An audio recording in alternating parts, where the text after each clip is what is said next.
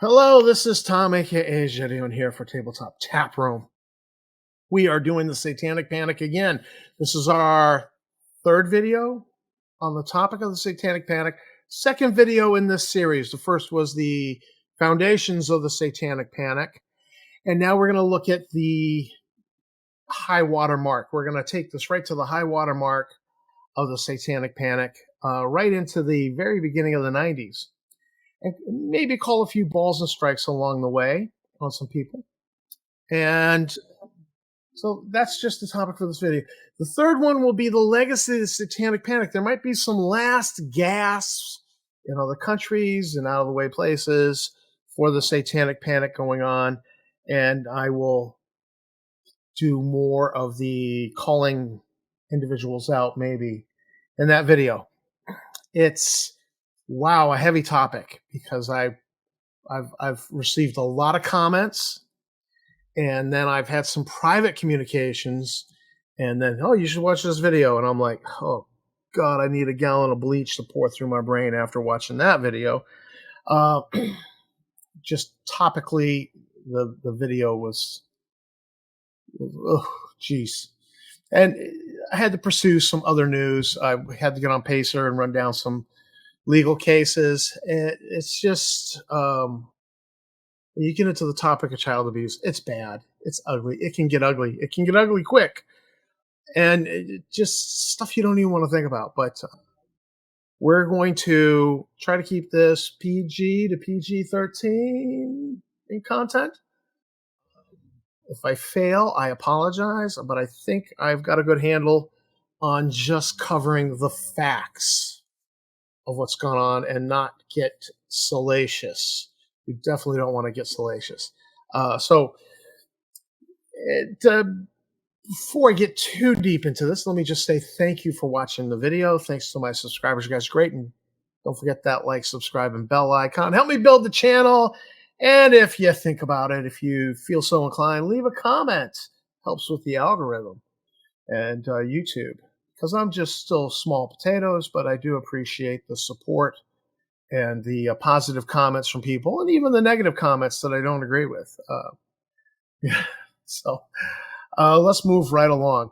Satanic Panic. We should just maybe do a little bit of review from the previous video.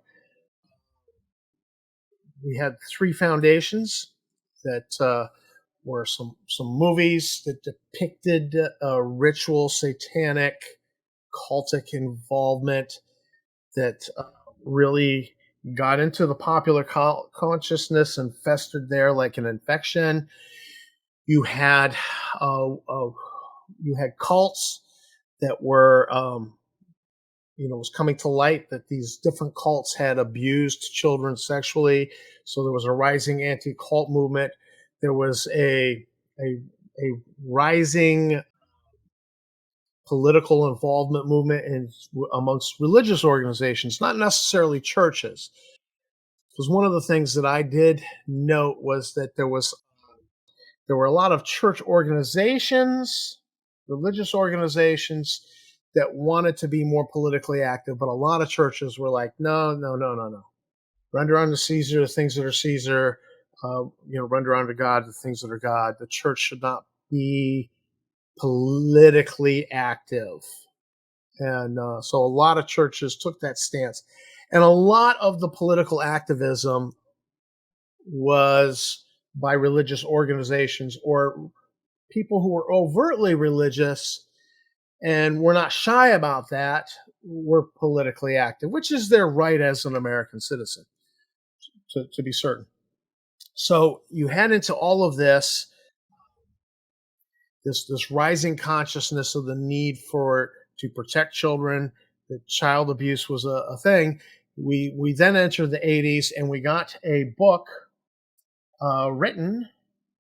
Where are we here? Where's my notes? My notes here. Michelle Remembers, Lawrence Padzer, patient and future wife, Michelle Smith. They claimed 12,000 cases of ritual abuse, and the police investigations turned up zero evidence. And Michelle Remembers was eventually debunked later on when a photo turned up, a class photo turned up, and the class photo was taken during the month of November, and during that month, Michelle Remembers, the book, asserted, absolutely categorically asserted, she was held prisoner in a basement that whole month and being tortured. And in the class photo, she's in her school clothes and smiling and looking healthy and happy. And so Michelle remembers, for the fact that the police investigations turned up zero evidence, and the class picture, it's been debunked. And certainly a therapist who sleeps with his patient, it's kind of, and or marries her, eh, you know, it it stinks. That was 1980 when Michelle Remembers came out, created quite a stir, and it piggybacked off of a lot of those depictions in the movies of satanic ritual abuse.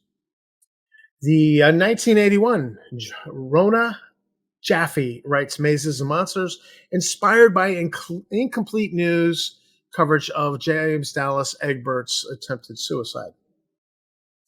So, she does what writers do. They hear things in the news. Oh, that's an interesting story. Let's explore that. And they write a fiction piece. Mazes and Monsters is a fiction piece, but then people took it for the real thing. A year later, 1982, Mazes and Monsters turned into a made for TV movie, launches the career of Tom Hanks. It's actually, I mean, people call it a bad movie. It's a tragic story, and the ending's kind of one of those, let's wrap this up in a bow. And so the friends come and visit him. He's had a psychotic break. He's living at home with his parents. He believes that he's still a fantasy adventurer, and that his parents are the innkeeper and his wife, and that there's great evil out in the woods that wishes to harm the innkeeper and his wife. And so he gets his friends, when they come to visit him, they realize he's still cuckoo for Cocoa Puffs. And they go on one last adventure with him, walking in the woods and slaying imaginary monsters. And so that's how the story wraps up. So we went on one last adventure with him. So, nice wrap it up with a bow kind of ending. From a writing standpoint, I kind of like that ending. Although I hate that all of the what this might have inspired amongst people who looked at it and went, oh, D&D causes suicide. Because William Dare told us, William Dare in the James Dallas Egbert case, the private investigator, said D&D led to this man's attempted suicide. He's the one that planted that seed. 1982, Pat Pulling. Her son is on the phone with a friend, and he basically tells his friend, goodbye, I gotta go, my parents are coming home. He goes out on the lawn with his mother's, I believe it was his mother's gun, and shoots himself as they're basically pulling in the driveway. And she will go on, this will be the impetus of her forming BAD, Bothered About Dungeons and Dragons, and she will become a one-person advocacy group against Dungeons and Dragons. But the suicide of her son happens in 1982. I feel, after studying this, it's my opinion, I can't prove it, I feel that her son's suicide has more to do with his relationship with his mother than it has to do with D&D. And later on, she tells stories about, I played D&D for 6 months with teenage boys. Yeah, that just sounds weird. And her stories have, yeah, and this is what was going on, and this is what was happening. And look, I played D&D I was playing D&D back in this time frame, and no, this does not sound like any D&D game I ever witnessed, was ever a part of, was ever heard about. It total made up, fabricated story on her part. But a couple years from now, she's going to link up with somebody and organize BAD. So that's 82. 83 is the beginning of the accusations of abuse at the McMartin preschool in California. It should be noted that the first complainant was a mother who made wild accusations of satanic ritual abuse and claimed that the satanic ritual abuser, the agent of Satan, could fly through the air. I think the fact that somebody goes, yeah, and he flies, should have caused the sheriffs to be a little more skeptical, approach this with a little more skepticism. That yeah, somebody's cuckoo for Cocoa Puffs, because in a couple of years she's going to be diagnosed with acute paranoid schizophrenia. And that she will, rather than medicate with her medications, she will medicate with alcohol, and she'll be dead of alcohol poisoning before the trial ever really gets underway. I think that this should have been this fact somehow overlooked by the sheriffs. Oh, really? You say it was Satan? We're going to investigate that.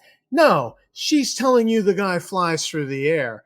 That should have caused you to be a little more skeptical, I think. But, I wasn't there. I've only ever played a cop in an RPG. I am not a law enforcement professional.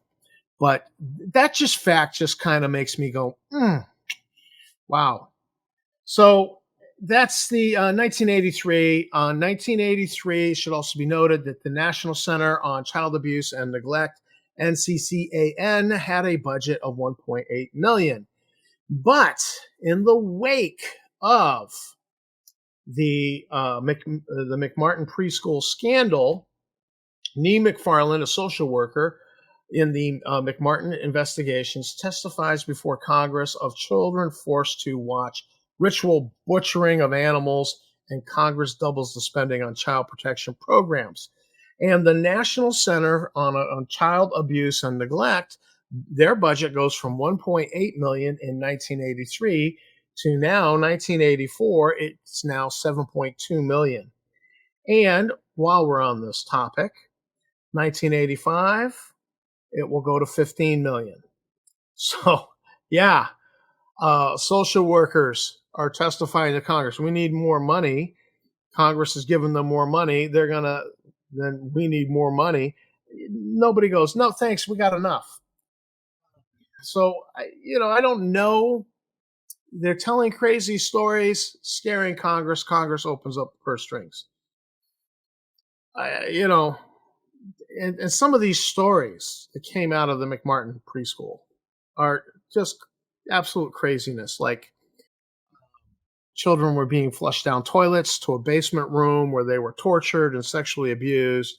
Then they're cleaned up and dressed and brought back upstairs to be presented to the parents, which begs the question, why are they being flushed down the stairs? Obviously, they're not being flushed up the toilet system, all cleaned up, right?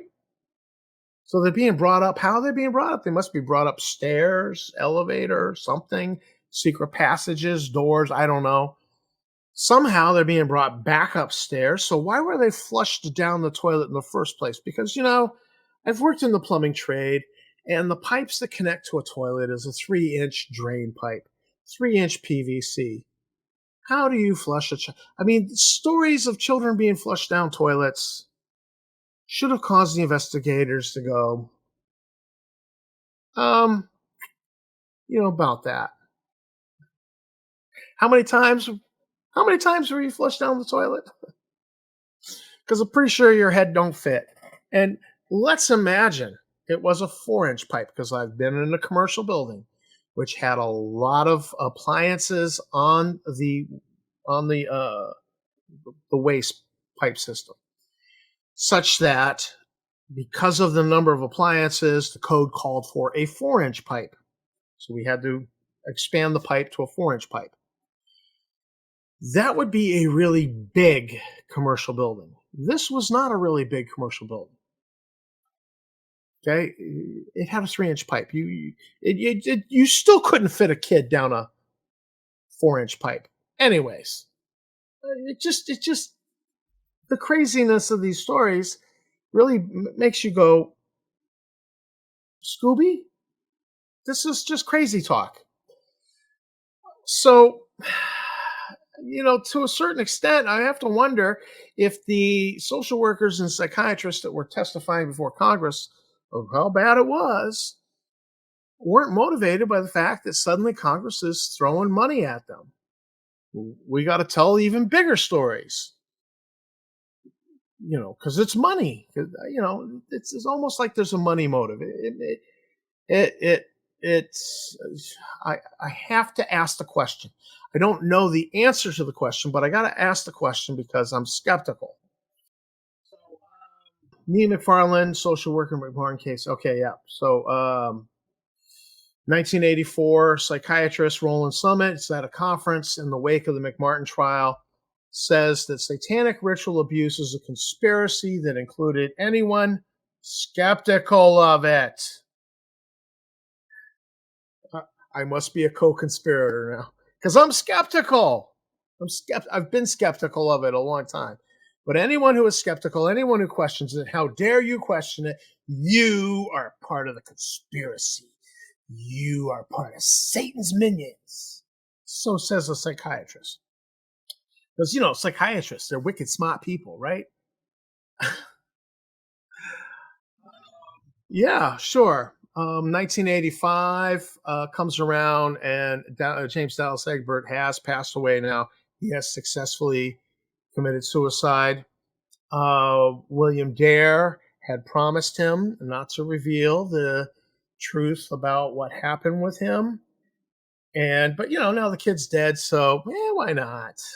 What does our promise matter? We only promised this dead kid something. Let's go ahead because we're a media whore. And so he writes the book, The Dungeon Master: The Disappearance of James Dallas Egbert III, and makes some money on it. That's kind of what media whores do. So there you go. National Center, okay, 15 million on National Center for Child Abuse and Neglect. 84 to 87, you saw a lot of arrests and investigations going on in the McMartin preschool case. Patricia Pulling in 85 joins forces with Thomas Radke to create BAD, which is Bothered About Dungeons and Dragons. Patricia saw RPGs in general and D&D in particular as satanic cult recruitment tools that induce suicide, murder, and satanic ritual abuse. I have never been tempted to commit suicide. I've never been tempted to commit murder. And I have never been tempted to perform satanic ritual abuse. And yet I played D&D. So that's my testimony on that, but that's how she saw it. And I've talked to numerous people who've played D&D. They have never been tempted to commit suicide that I know of. They have never been tempted to commit murder that I know of. And they've never talked about performing satanic ritual abuse or invited me to participate in a black mass or sacrifice of some sort. That is my testimony on that. Now let's go back to Thomas Radke. Thomas Radke was a doctor who then went to law school, passed the bar. So he had, 2 credentials, and he became the talking head expert face of, we got to save kids from Dungeons and Dragons because it's making them kill themselves. He links up with Patricia Pulling, gets her on TV a few times.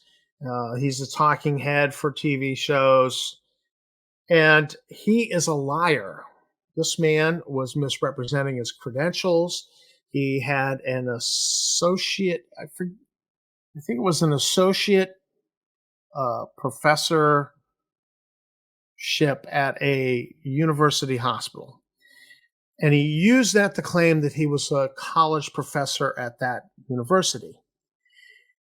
And that's not what those credentials meant. They gave those out, and it meant that you could practice medicine at that hospital. That's all it meant. But he used it to say, see, if you go check, I am blah, blah, blah, and therefore I am an expert because I teach at this university. And so he constantly misrepresented that when all it meant was that he had privileges to practice medicine, not to lecture or teach classes. He was not employed as a professor. So he's been constantly misrepresenting his credentials, lying, inflating. "Oh, I am the big expert." And that's not his worst sin. His worst sin, we would eventually find out in the 2000s, is that he was trading narcotics and prescriptions for narcotics for sex from his clients, people he was supposed to be helping, getting them to hooked on narcotics and plying them with narcotics so that they'll sleep with him. He is now in jail, rightly so. And I hope he rots there and has a fun time in jail, as some people end up having a fun time in jail. Not really, but I have no guilt in hoping jail is a terrible experience for him because I just find this guy to be despicable. And he was, oh, I'm so concerned about our children. Meanwhile, he's plying people with drugs so he can sleep with them. Okay. Underage people, that kind of thing. This guy's bad. All right. And he was the talking head, went on all the TV shows. So that was 85. He linked up with Patricia Pulling. 1985 also saw the 60 Minutes coverage of D&D and satanic ritual abuse. Patricia Pulling's on there with her family, with her husband and with daughter. Your heart just breaks watching when the daughters ask questions. She just was heartbroken over the death of her brother. Patricia's very emotionally cold. She doesn't show emotion. And yeah, I don't know what's going on with that. And it was a bad look for Gygax to go on there. I know he went on with maybe, I guess the other guy was legal counsel. It was just a bad look. He shouldn't have bothered. He should just declined, stayed away. So that was 85, the 60 Minutes. The initial complainant in the McMillan case, 86, is finally hospitalized for acute paranoid schizophrenia. And at this point, the police went out and sent out a letter to 120 families saying, we're investigating satanic ritual abuse. Your child might have been involved. Here's the kinds of things that we're looking to get testimony on. And here's the person that they're not charged, but we're investigating them. So they just kind of roadmap for 120 families. Here's what we need to hear from your kids that's gone on. And here's the person we need to hear it about. And they just mail this out. They don't go and interview these. Hey, did your parents, your kids, shown it? Has been any weird things going on with your kids? Sleep disturbances, bedwetting, any violent outbursts? No, they were too lazy to go and actually do investigative work. They sent a letter. Please let us know. So then these parents, of course, freak out and they come down on their small children and rah, rah, rah. What happened to you? Did they touch you? And here we are decades later, and one of these kids who's now an adult says, "Look, I didn't want to disappoint my parents. My parents wanted me to say that this happened." And the investigators, they kept, tell us the truth. And so I finally just told them what they wanted to hear. And so you have people who are retracting their statements as a child. They're saying, look, I just did it to get them off my back, and because I felt like I should obey my parents and I didn't want to disappoint them. And so the way the McMartin preschool case was handled is like the poster child for don't do things this way. But they did things that way, and it blew up. Uh, so that is 86. And this woman, I think even before the first trial finished, she'll be dead. She's been medicating with alcohol, and she will be dead from this. You know, complications from medicating her acute paranoid schizophrenia with alcohol. Just, it's a sad, tragic thing. So that's 80. Oh, 80. Also 86. Carol Darling and her husband argued to a grand jury that a satanic conspiracy of great antiquity was permeating America and the government. There's no evidence of great antiquity. You know, we found some medieval book and there was a illustration and they depicted Satan. Okay, so that's evidence. No, it's evidence of nothing. It's evidence that they believed in Satan in the medieval times. That's evidence of. It's not evidence of a great conspiracy, but no, it's permeating the American government and America, and it's great. No evidence of it, but sure. So that is social worker Carol Darling. In 1987, you get the UK, Catherine Gould, puts out a list of indicators of satanic ritual abuse. The problem with this list of indicators is that there are a broad array of vague, common, nonspecific, and subjective symptoms. Basically, you could take these and go to Mother Teresa and be like, hey, damn, Mother Teresa, you're the victim of satanic ritual abuse. You don't even know it because blah, blah, blah, blah, blah. You find anybody guilty of satanic ritual abuse, or not guilty, but the victim of through this thing. Also, 87, Geraldo Rivera jumps on the bandwagon. He produces a national television special and alleges secret cults, claiming estimates are that there are over 1 million Satanists in the United States. And they're linked to a highly organized, secretive network. Ooh, no evidence, but ooh. Thanks, Geraldo. Appreciate that. I actually saw that. Special. Nottingham, England. The UK McMartin case. Now, this case came under special criticism because rather than just focus on and deal with the severe conventional childhood abuse endured by the children, they wasted time and money looking for the Satanism. It's gotta be here. We gotta find it. And so they wasted time and money. And yet you have children who are being abused in severe conventional child abuse manners, not ritual satanic.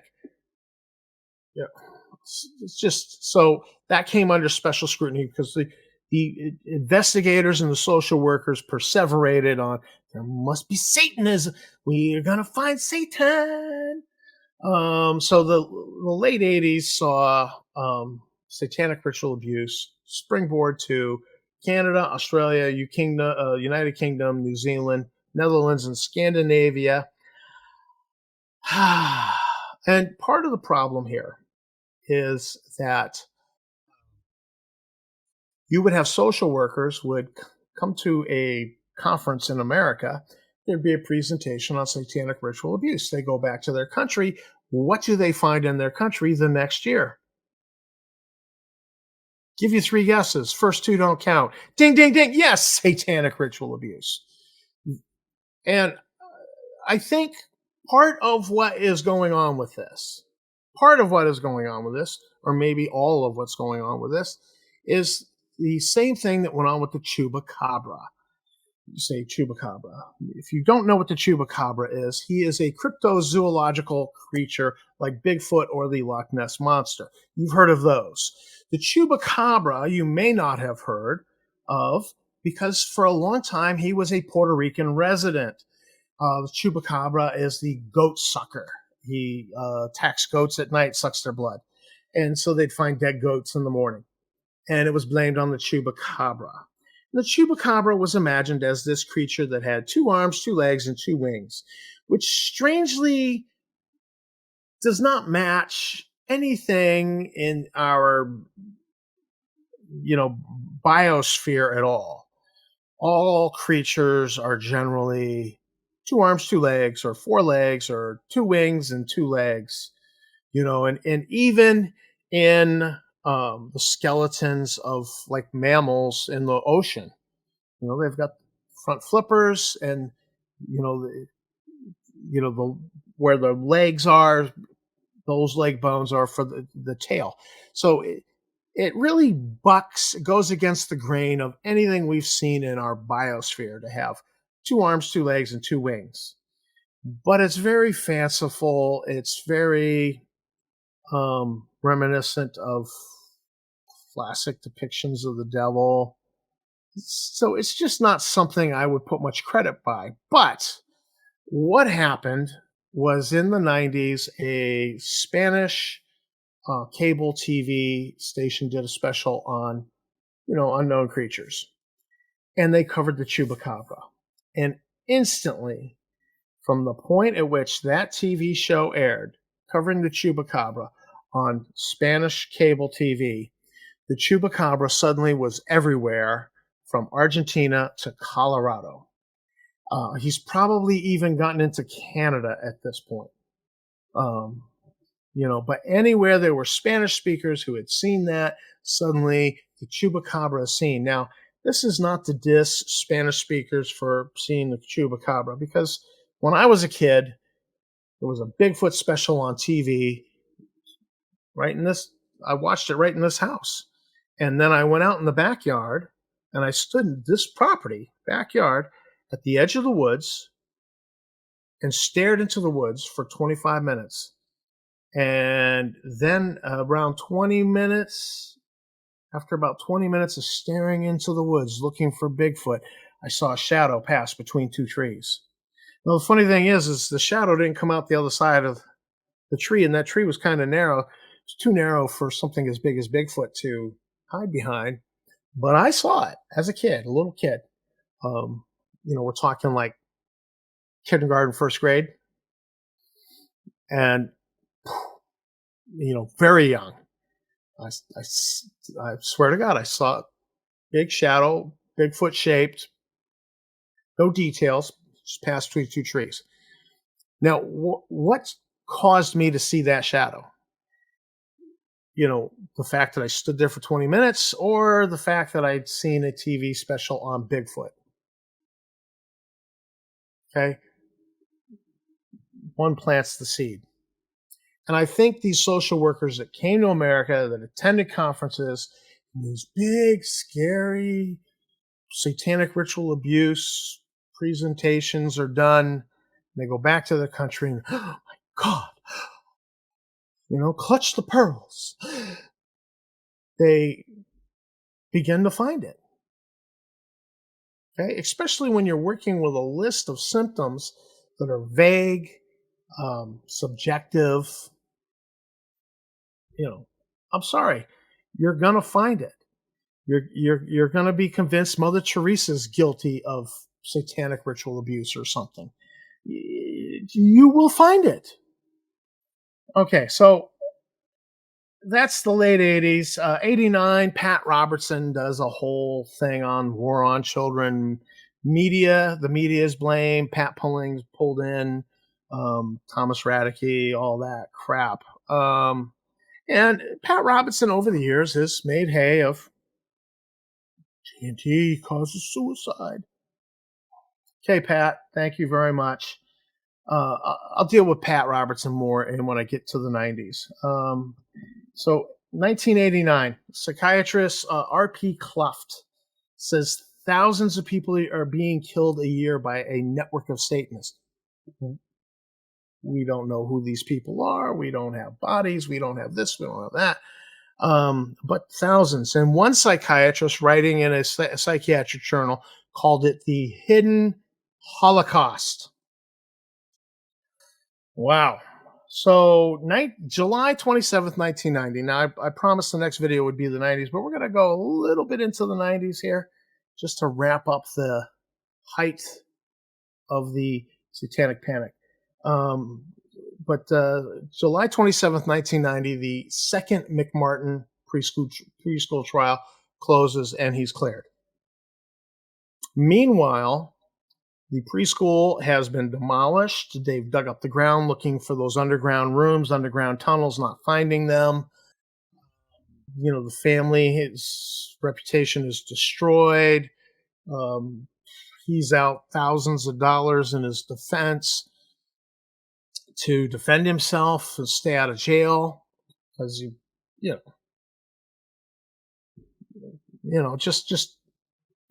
this family has suffered and been destroyed, and yet in the end they're cleared.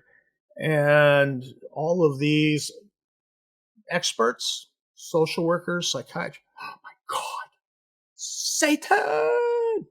They went off the rails, and they went off the rails with this recovered memories found under hypnosis, bad police work, lack of skepticism.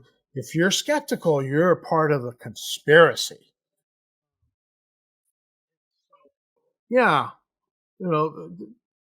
this is kind of not a good thing.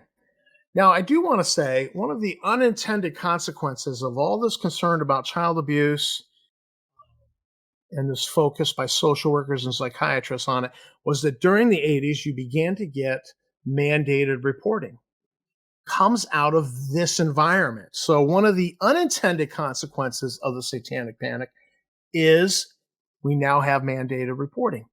Another unintended consequence is that suddenly a lot of money got freed up from the government to be spent on child abuse protection, child abuse prevention programs. That's not a bad thing. If one child was spared horrific stuff, I guess I'm kind of okay with that. That all that money got spent there.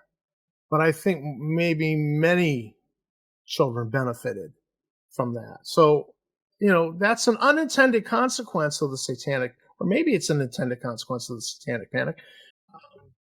But that's a consequence of it. And we as gamers, we talk about the Satanic Panic, and I'm like, I'm looking at this and I'm going, that's not a bad thing. And that came out of the Satanic Panic. Okay. So, let's get to the last of our buffoons here. 1990s. In the early 90s, you get a psychologist named D. Corydon Hammond. And he publicized the detailed theory of ritual abuse drawn from hypnotherapy sessions with his patients, alleging they were victims of a worldwide conspiracy of organized, secretive, clandestine cells who used torture, mind control, and ritual abuse to create alternate personalities that could be activated with code words. The victims were allegedly trained as assassins, prostitutes, drug traffickers, and child sex workers to create child pornography. Hammond claimed his patients had revealed the conspiracy was masterminded by, wait for it, a Jewish doctor in Nazi Germany, but who now worked for the CIA, for the Central Intelligence Agency, with a goal of worldwide domination by a satanic cult. The cult was allegedly composed of respectable, powerful members of society who used the funds to generated to further their agenda, worldwide satanic domination. So all this money going into this is somehow furthering worldwide satanic domination. Jewish Nazi doctor working for the CIA now. Sure, why not? I mean, that's pretty laughable, but uh, if you're skeptical, you're part of the problem. You're part of the conspiracy. Hammond's claims gained considerable attention due in part to his prominence in the field of hypnosis and psychotherapy. I am a smart person. I have a college degree, and I see Jewish Nazi conspirators who now work for the CIA, and they're bringing about worldwide satanic domination. You must believe me. Yeah, no. You got a whole wave of satanic ritual abuse began to hit New Zealand in 1991. And then shortly after that, I do believe Norway came next in 92. Yeah. I'm going to stop my timeline here because the 90s is a different story. I just wanted to get into these early pieces in the 90s because it's a different story through the rest of the 90s. And I'm saving that for the next video. What I really want to point out here, I think one of the biggest takeaways is in all of this big news that's on the Satanic Panic timeline, it's not the church. It's social workers, psychiatrists, psychologists, therapists are the prime movers and shakers.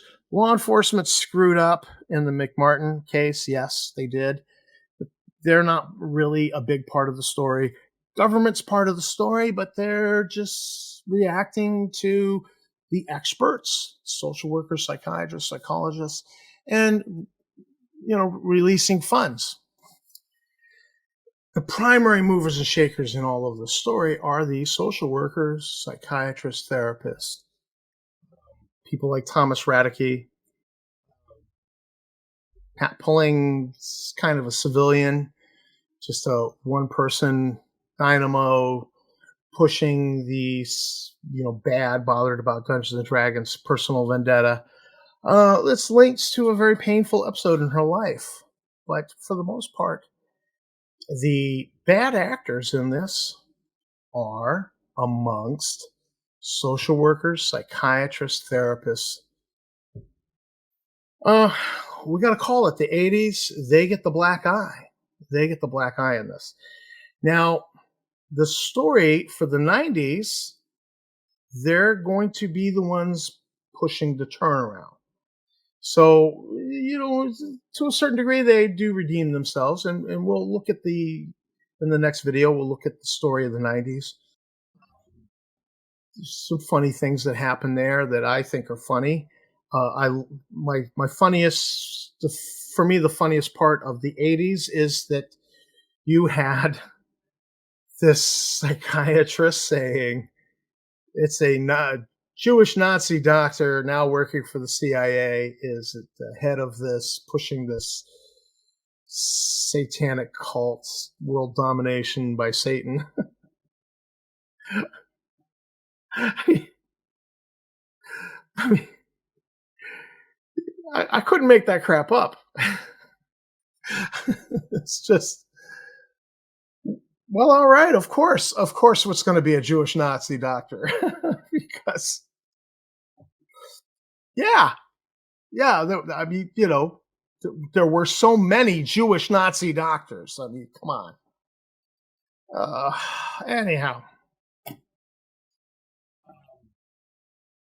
let's cut the church a break, at least till the next video, where we'll deal with the church much more in depth. And let's lay the blame where it belongs in the 80s at the feet of social workers and psychiatrists, who were the prime movers and pushers in this, because there was a financial motive at stake that by having the most crazy story got more money out of the government spent on programs that you were involved in or you controlled. So yeah, there was kind of a pressure, a monetary pressure to keep this thing going. And I think once the band got rolling, it just rolled downhill. It's kind of like once Chupacabra went international, man, he's just roll that rock rolls downhill, baby. And everybody has seen him from Argentina to Colorado. I mean, he's the Chupacabra's got frequent flyer miles. And once the Satanic Panic, once people come and hear about it, and then they go back to it goes international. Can't be helped. You're gonna find it. And so you get these brief spikes in these countries where they, but then saner heads prevail, and they, whoa, whoa, whoa. You wasted time looking for Satanism when you had horrific conventional child abuse. Stop that crap. Just investigate and use better methods that don't produce false positives like this quest for repressed memories. We believe there must be Satanism, so we're going to find it. And we're going to push that kid to tell us about the Satanism because we know it must be there. No, use skepticism. Question, push. People didn't question. And you had experts with degrees. I am a psychiatrist. I am a psychologist. I am a therapist. I am a smart person, and I'm telling you this is going on. I know it sounds crazy, but I'm telling you it's going on. I am a man of science. I got my PhD. And it snowballed. And that snowball ran over a lot of innocent people and a lot of innocent lives. And if you're a gamer and the worst you had was your D&D book taken from you and burned, you didn't have it as bad as that McMartin guy or his family. They were virtually crucified for 8-9 years. Just family name and reputation was destroyed. The business was destroyed. They lost their livelihood. That's pretty serious. As opposed to kids being abused, well, if there really was satanic ritual abuse, that's horrible. Okay? That would be really horrible. But for all the thousands of hours of investigations going on, they could not produce a solid case anywhere. And the people that were alleging it, a lot of them ended up being debunked, like Michelle remembers. So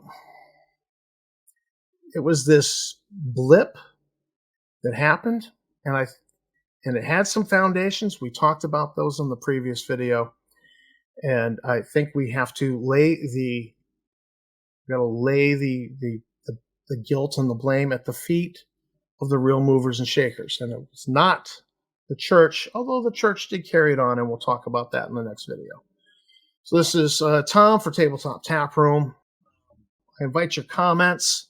Feel free to disagree with me about anything.